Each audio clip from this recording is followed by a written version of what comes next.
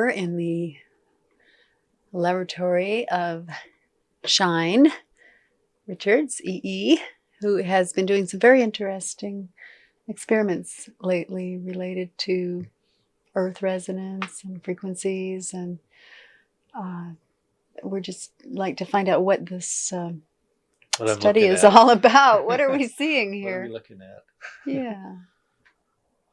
We're looking at the vibrations of the Earth, the Earth frequencies.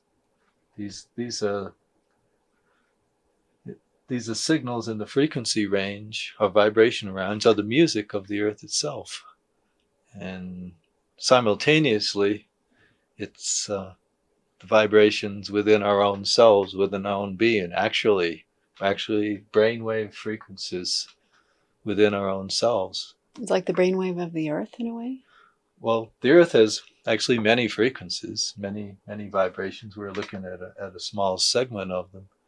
But for those who may have studied brainwaves and brainwave activity and dream research and such things, and monitoring the brain, the prominent signals, the prominent music within the brain body structure is within a certain range of frequencies. We call them the alpha, beta, theta, delta frequencies. That's little spectrums.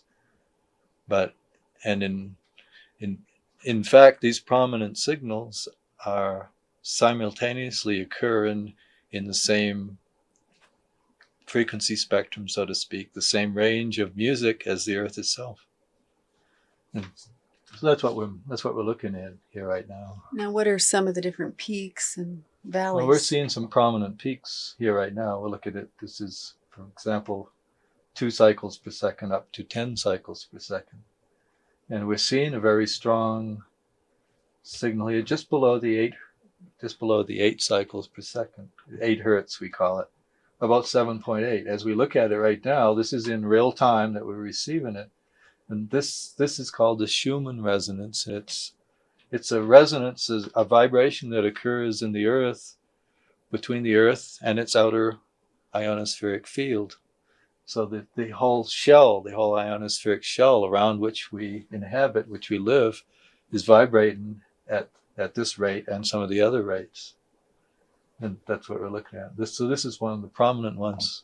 What has been discovered is that when we go into the alpha range of frequencies, when we go into a relaxed state of mind, relaxed state of consciousness, we go into this range of frequency range. Our prominent brain waves increase in that range of frequency.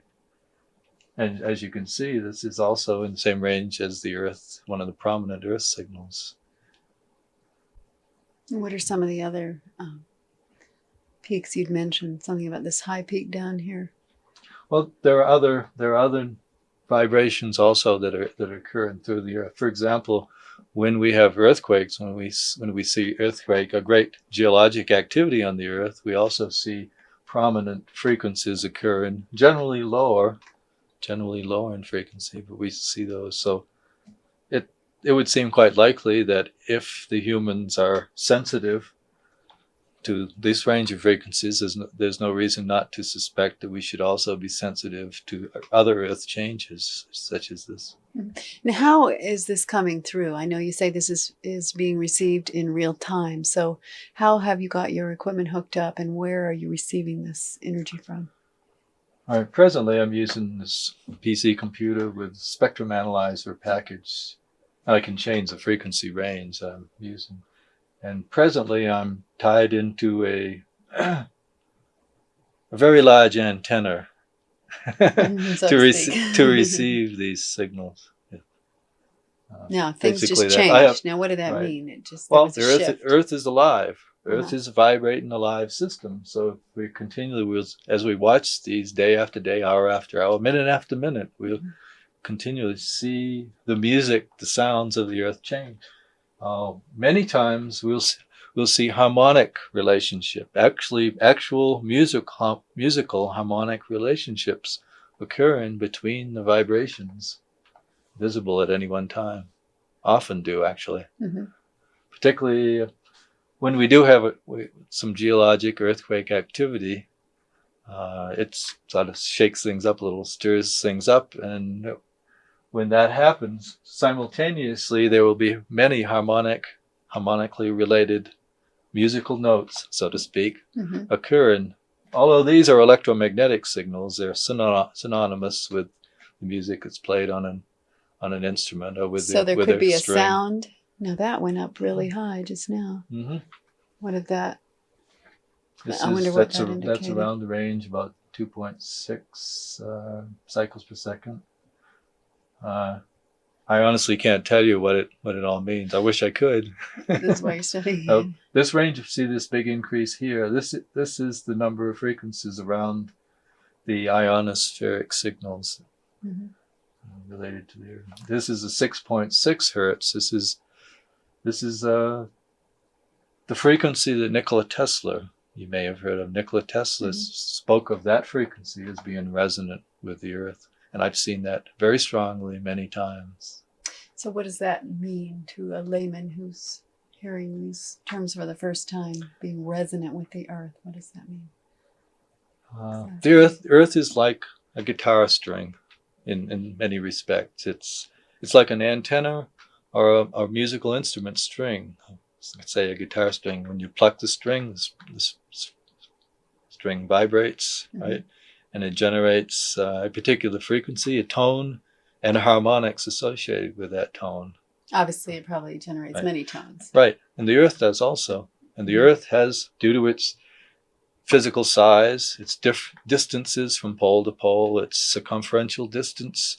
The speed it's traveling through the universe. Right. In terms of the speed of electromagnetic radiation around it and through it, it vibrates at its natural vibration frequency, its natural rate. So it's like the Earth is like a musical instrument. Now there are, it seems like what we're speaking about is the natural tones or frequencies that come from the Earth just as a being itself. Are there other factors that come into play that might be man-made or man-generated? These days we're seeing a greater and greater increase. I'm going to change the scale. We're seeing a signal shift across here right now. I'm going to change the scale up one range. And when we next look at the signals, it'll take a few seconds for it to change. There's a great increase in man-made activity. Due to what factors? Due to research and experimentation and military activities on the planet, government activities on the planet, in a variety of countries. It's not just in one or two countries. It's quite a few of them actually. And so throughout this period of time, the activity is beginning to drop down in frequency more and more into this spectrum of vibration in which we inhabit with our brain body structures electromagnetically. And they're beginning to, for example, you'll notice this very strong signal right here. All information indicates that it's from the Soviet Union, has been used in transmissions for many, many years. And how did they figure that out? Through triangulation of in monitoring with our equipment, we can triangulate, determine where it's coming from. And I don't think they've ever denied it. They claim that it's part of their over-the-horizon radar system. But basically, what you're saying is they're generating a certain signal, a certain frequency, in a very strong way. And always a constant signal. And it's right in the middle of what we call the alpha spectrum, within one of our most sensitive regions of our brain activity. And the United States is doing some similar broadcasting, a little higher in frequency, part of their submarine communication system. And there is a great deal of other activity that appears to me man-made that I personally haven't been able to determine. I don't know of anyone who determined where it's coming from. So there's a lot of experimenting. It has been determined that by utilizing a small transmitter locally attuned to a certain frequency, we can entrain our brain activity and force our brain activity to shift in frequency and lock on those frequencies. So I'm sure this happens with some of these signals. So are there certain frequencies that are more desirable for mankind, womankind? I would suspect the more desirable signals for us, more healthy signals, would be those associated naturally with the Earth, the Earth rhythms, and the cosmic rhythms. Now there are many cosmic signals. In other words, I mean signals, vibrations coming into the planet From other galaxies or other from other regions of space, from the sun. The sun, when we're in sunspot peak activity, there's a great increase in electromagnetic signal activity. Do we see that affecting humankind in any way? I suspect we see it all around in the activities that we do. It's been shown scientifically to influence many things biologically, in plant growth and many things on the planet. So I'm sure it influences us. Well, for instance, when we have this is on a little bit different track, but when the moon is full, there seems to be a lot of effect on human beings. What does that have to do with? Anything to do with increased gravitational activity or? Just from my perspective, it seems that it creates an alignment, a forcing of the alignment in terms of the sun, earth, moon alignment at that time. There's other things involved with gravity. I've been trying to understand more about gravity and what it is, and we seem to be making some headway in that direction. What kind of things have you been discovering about gravity that you seem to have been? The gravity is a wave phenomena. The gravity is not just a result of masses. Gravity is a result of movements of energy and wave phenomena, and therefore gravity is well, the way I've come to see gravity is that gravity is the result of the interconnection, the vibrational or the harmonic, the music interconnection from, let's say, the Earth to its nearer body, maybe the moon. Maybe we'll use those as an example. So gravity is this harmonic vibrational connection occurring between those two bodies, or any two bodies. And there any matter, any body in space, any atom, molecule, any matter has been found to radiate electromagnetic energy, vibrational energy. We haven't found anything that doesn't yet. In fact, that's generally how we measure it. And so if with that in mind, if you think of the Earth and the moon as also radiating, as we're looking here, we're looking at some of the Earth signals. All of the objects, such as the moon, are also radiating simultaneously. So we're if you can imagine the field of energy, a flow of energy, vibrational energy occurring between the moon and the Earth.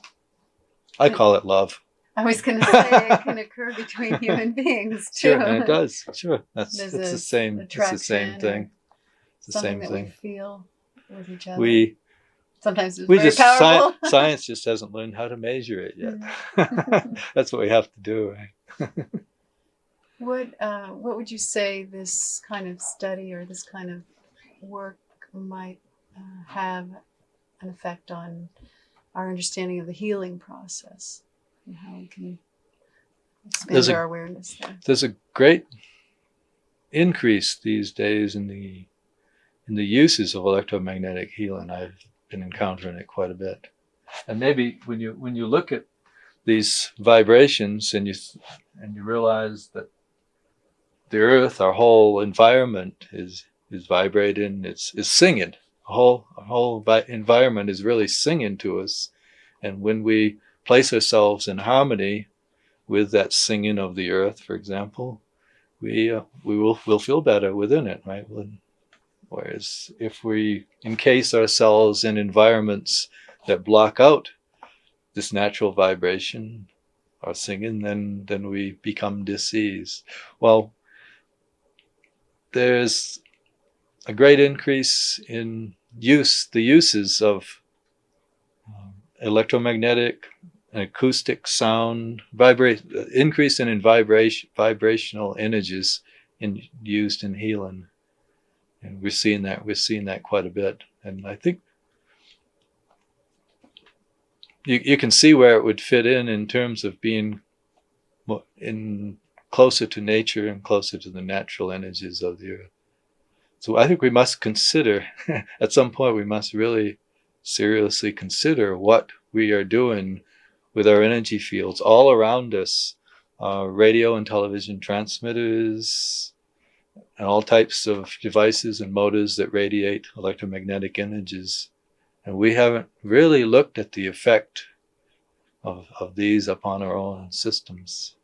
And now we're beginning to move more and more into these realms with high-powered transmitters, into these frequencies that are directly affect our mind, brain processes, body processes, healing processes. I'm not sure if this answers your question, but I was just thinking that probably the pervasiveness of the 60 cycle of all the machines and motors and things that we have in our lives must be there are a number of people to the energies and the frequencies of the earth. Right. There are a number of people studying the effects. There's been a lot of correlation made between certain types of cancer and people's living within large electromagnetic fields, large 60 cycle fields. There's been quite a bit of correlation. What's the cycle of the earth? It's not 60 cycles. No, that's our man-made electricity is 50 or 60 cycles. So how would you describe the Earth's? Much lower frequency generally. This is what we're looking at. This is in the 8 to 10 cycles per second. So the Earth is vibrating on a slower, gentler frequency, whereas what we've done in our modern age is to increase things to a very high speed. We've made use of the whole spectrum of vibration from what we're talking about all the way up through the sound and the radios and microwaves and into the light and ultra high frequencies and infrared frequencies and on and on through. We're making use of it, particularly the X-rays. It's become quite clear that it's dangerous to our body systems, but maybe in fact their whole method is it's altering. I shouldn't say, I don't want to be judgmental about how it might be influencing us, but it quite likely will alter not only humans but the whole life processes on the planet. I was going to say we would most naturally mutate our whole being to meet this new energy that's coming at us, as we have through which we've created ourselves. And when we do that, we simultaneously set up, it's like an electromagnetic shield around ourselves, and we block out the natural or the prior signals to that. We block out the other signals coming in cosmically, or a great deal of them. Are there ways that we can, even in the context of this modern machine world, train ourselves to become more in tune with the Earth's frequencies, our own natural frequencies? I try to spend time on the land and just sitting quietly, listening to nature. I've, in the process of taking measurements, I've seen that by taking my senses into forested areas, trees, vegetation areas, the man-made signals are absorbed a great deal by nature, by vegetation. We probably need to be more in tune with the earth and the earth vibrations as it naturally occurs. What about using processes such as meditation and biofeedback to calm our minds down, or to more get into that alpha state? I'm sure it's very useful. It helps in all those aspects to still ourselves and also to become more aware of our overall environment and more aware of what we might be doing to ourselves. So, what is this Earth resonance device you have here? You were telling us it has to do with the different frequencies of the planets. Or... Well, in discovering that there were certain frequencies, prominent frequencies from the Earth itself, and doing calculations regarding the solar system and the physical size of the solar system and how it compares with the Earth, I discovered that if the Earth has certain frequencies that we can measure, then simultaneously all the other planets must likewise have similar radiations, similar resonances, similar harmonics as the Earth. So I've constructed similar from those calculations, or their own specific frequencies. This is to simulate what those frequencies calculate out to be, and I use this. I can select the various frequencies and the combinations of them. This goes into a little headpiece. It's not a magnetic headpiece. It's strictly like a little antenna, but it allows sensing of these vibrations. It hasn't been used a great deal. One of the ways it has been used by people in a psychological aspect and helping people guided through some difficult situations. That's the only way that it's been used, except for playing by myself. So basically, each planet and the moon have a certain, almost like their own sound or their own song, and looks like you can create. The solar system is a vast musical instrument. I've enjoyed looking into that, and I actually have calculated and plotted all of the larger bodies of the solar system and found many musical relationships occurring between the planets and other planets, between the planets and their moons and such. I've plotted the solar system over a chart of about 40 octaves, and musically, you know what octaves relationship, doubling the frequency, and so that's over 40 doublings to encompass the whole solar system as a musical instrument. And there's amazing interconnections when you look at it that way. Quite a symphony. Sort of fun. It is. So when the ancients talked about the music of the spheres, they weren't just being philosophical. Maybe they were hearing it a lot better than we are hearing it right now. Probably didn't have as many radios and TVs and machines and motors. I think if you go out and listen, you can. It's possible, because sounds occurring at these frequencies are not detected necessarily through the ears.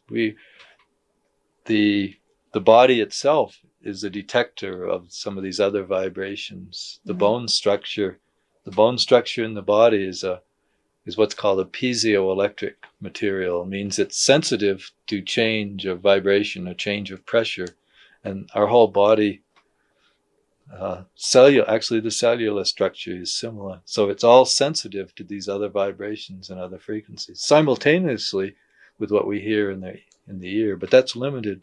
And so for example, if I turn on a frequency such as the 7 or 8 cycles per second, 7 or 8 hertz, I can sense that, but I do not hear it through my ears. So we can hear through I can sense our it cell, through almost every cell in our body. Well, our cells are capable of hearing. In particular, I found that the jaw, the bone structure in the jaw is a sensor for some of these frequencies.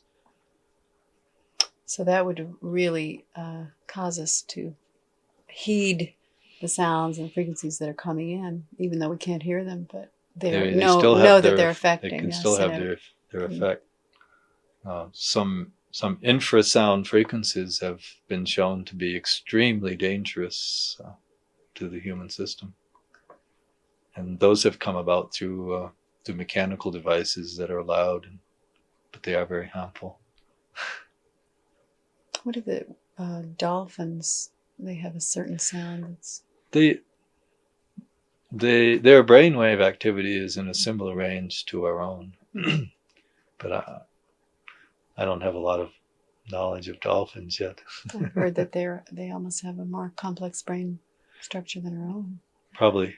So, they have a what they're great thinking. they have a greater sensitivity in through the sound, through the audio spectrum. They have a greater range of sound spectrum than we do. You know, much higher frequencies.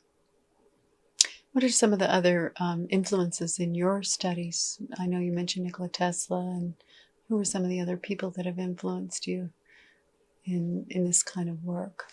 Tesla started me off a great deal a number of years ago. What caught your fancy when you studied him? I think the most interesting was his Colorado Springs experiments, because there he was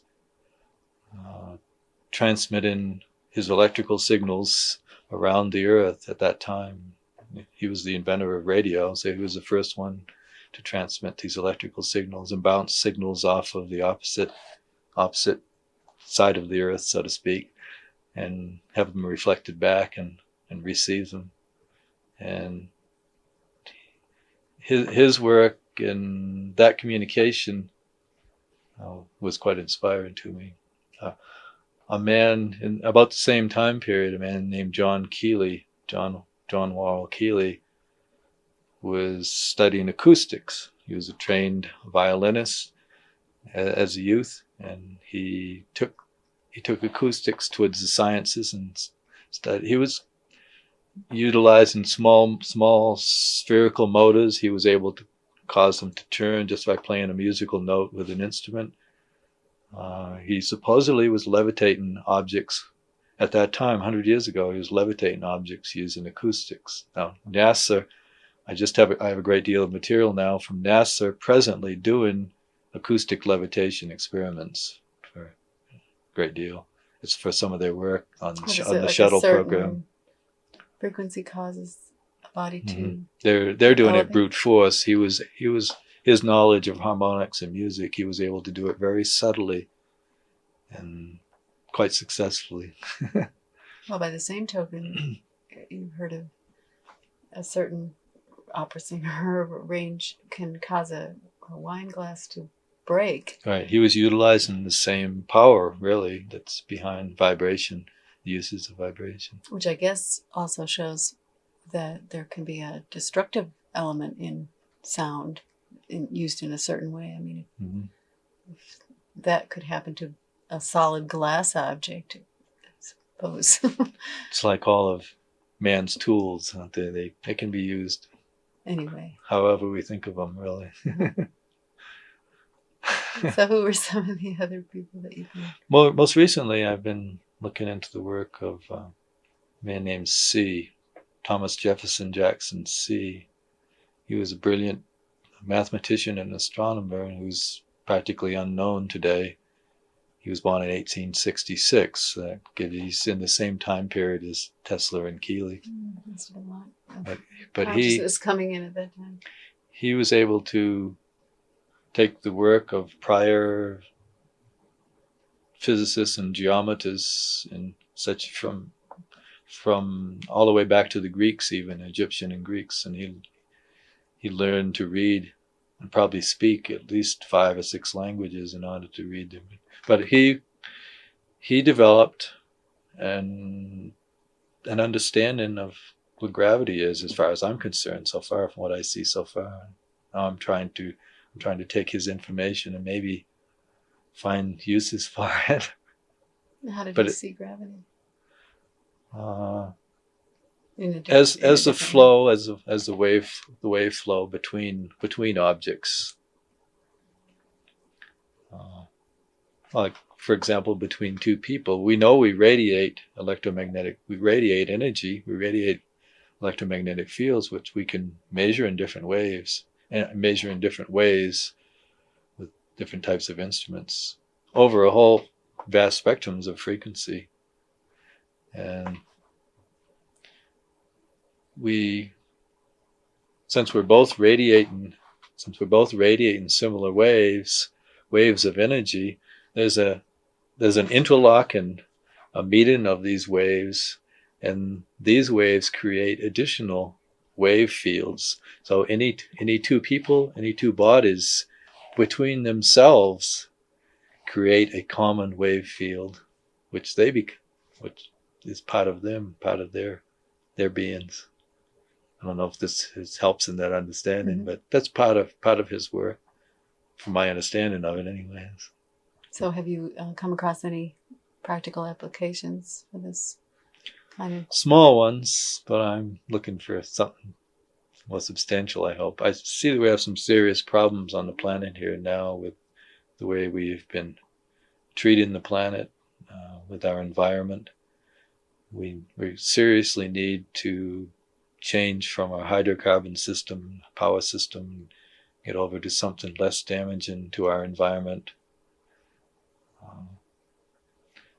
That's one of the areas I'm quite concerned about, and so I would like to see us replacing that system in some manner. I'm not sure.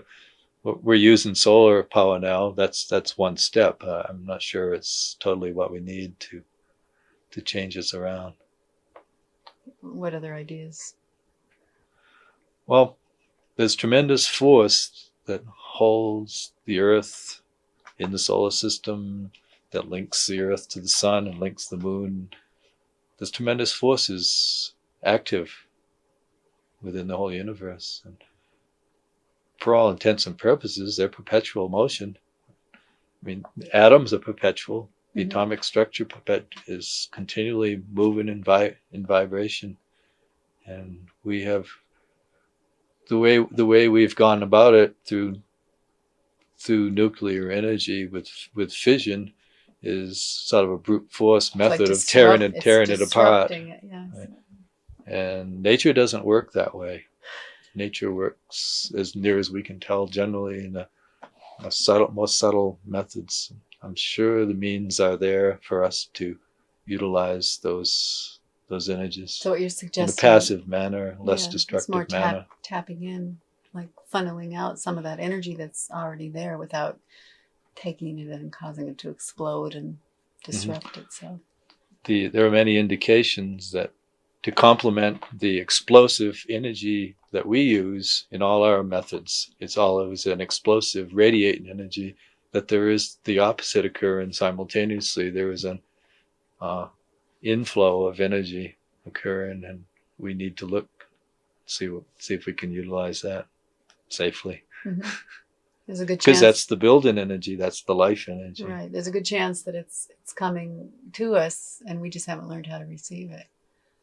In a way, I mean, it's available. Obviously, it's available. Right. Well, that's sort of what got me going on this whole direction of exploring. Was when I discovered that there was a commonality between what we can sense in vibrational frequencies in our body. There was a commonality in the earth field itself in many of those frequencies. And at the same time, I became aware that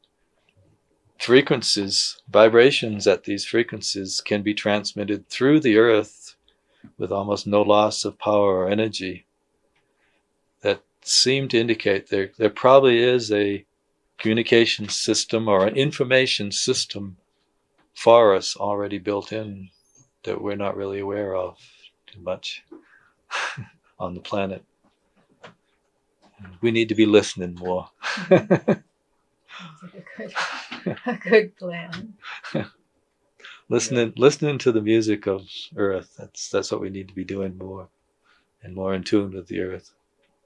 And I suppose if we listen to our own inner music, we'll find a similar song. It's the same song.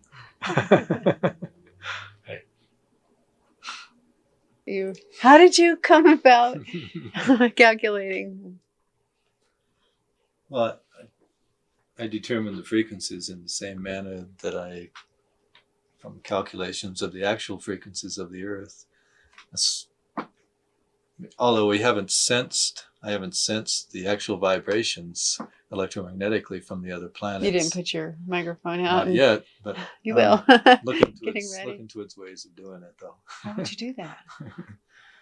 But through calculation, I could determine what approximately those frequencies should be for the other planets. That's how I selected them from here. So, And all the indications from astronomy seem to show that the other planetary systems have similar fields as the Earth, so it should correspond quite a bit. I'm looking forward to this latest information from the planet Neptune as the Voyager 2 approaches any day now, in a few days. So, but when you listen to the beat notes between the planets, you get some interesting effects. It feels interesting in terms of the vibrations of those planets with respect to the Earth or by themselves alone. For example, Mars it was called the war planet, probably for a very good reason. And when you listen to its vibration, especially with respect to the Earth, there's an irritating effect that you feel from powerful, something like that. and Yeah, and in that case, how does Venus sound?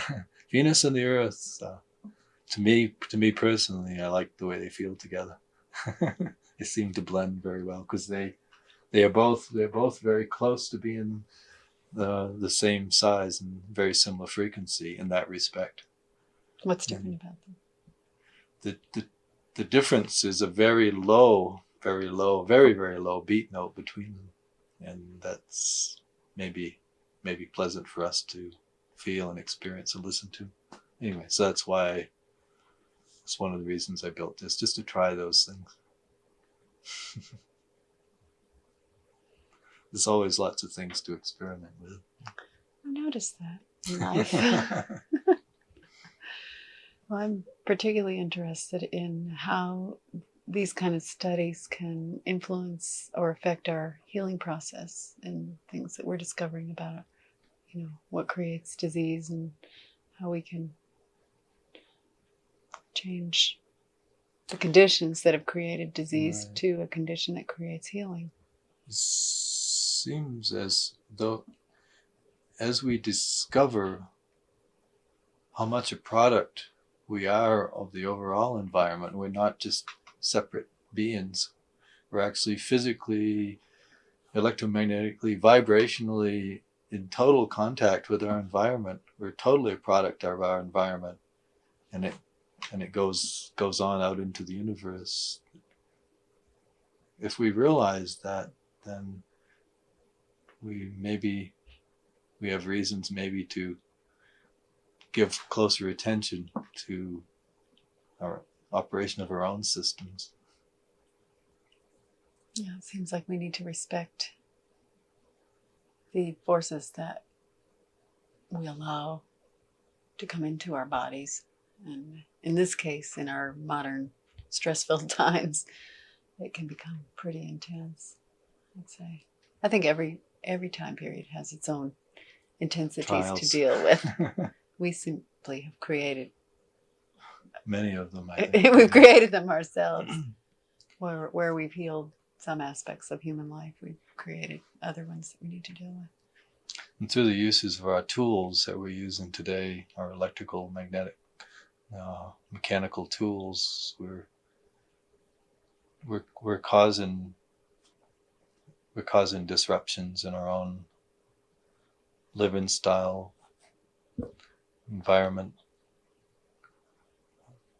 This may be part of our problems, but we're always considering, we're always changing, we're always considering new things. I feel very optimistic, and I see that we'll pass through this phase of technology that we're in, and we will go on to other tools and other means to more fully allow us to enjoy life and to more safely create our environment and live within our environment. I feel that we will go in that direction. I agree. and explore the universe as we were meant to do. I'm intrigued with the idea of using music as a healing tool. Have you discovered anything that might indicate that that's a useful approach, working with different musical forms and sounds? Music is I don't want to say. You probably know more about music than I do, I'm sure. But as I see music, it's the shift in the interplay of concordant and discordant relationships of tones, right? And certain types of music feel more pleasant to our systems or our ears, right? But it feels more pleasant to us, and certain types of music does not. And that changes throughout a life. I've noticed that. Yes. And I would think that the knowledge, the vast knowledge and understanding of music is ideally suited for the healing arts and utilizing it. In fact, it is being used quite a bit in well, for example, in acoustic tapes, using certain arrangements of music for relaxation, certain arrangements and types of composition of music for learning environments. Right? It's a mirror of the universe, isn't it? Mm-hmm. It's our way of expressing the motions of the creation of the universe. That's the way I see it. Anyway. It is. That's an interesting way of looking at it, because the Earth seems to be operating on a sort of a natural, continuous kind of flow. It's not making decisions intellectually necessarily to change things. No. It is going. It's been set in motion, and it's occurring as it's natural to, unless something interrupts it. But with music, it's something that we do create as human beings.